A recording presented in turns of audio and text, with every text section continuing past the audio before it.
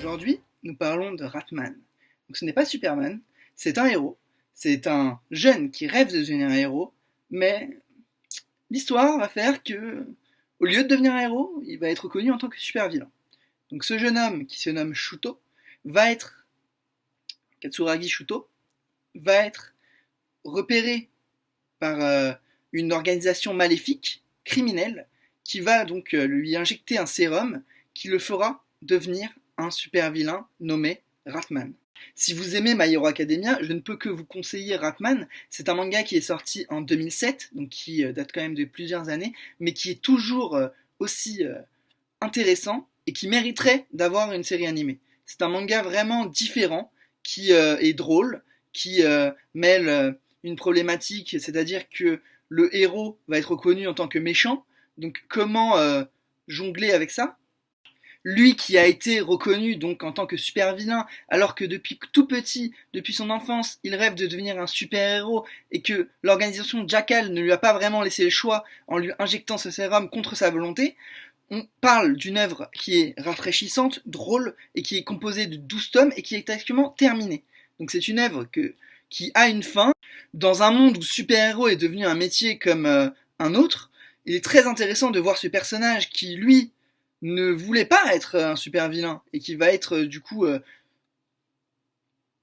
contraint de l'être, de devenir ce qu'il ne veut pas être. Sachant que son rêve est d'être un héros et que ça va pas du tout se passer comme il le désirait. Il va devenir l'inverse. Et comment?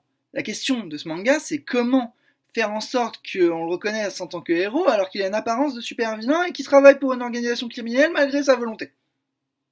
On peut vraiment se poser la question de savoir pourquoi lui et pas un autre.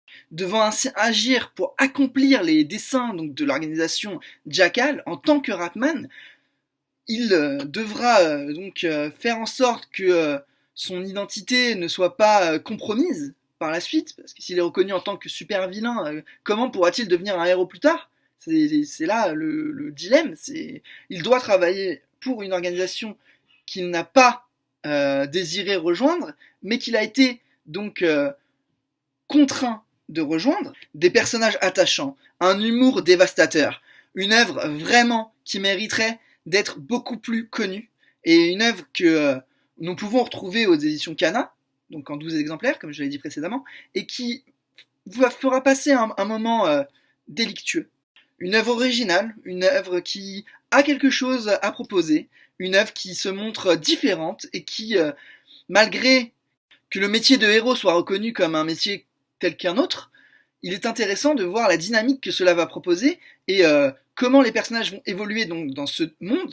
Des super-héros avec des pouvoirs, une histoire avec un conflit entre les héros et les organisations criminelles, une histoire qui vous emmène dans un monde différent et qui vous propulse dans une réalité, une œuvre de Sekiko ou Inui. C'est Inui. Je crois que je vais sortir.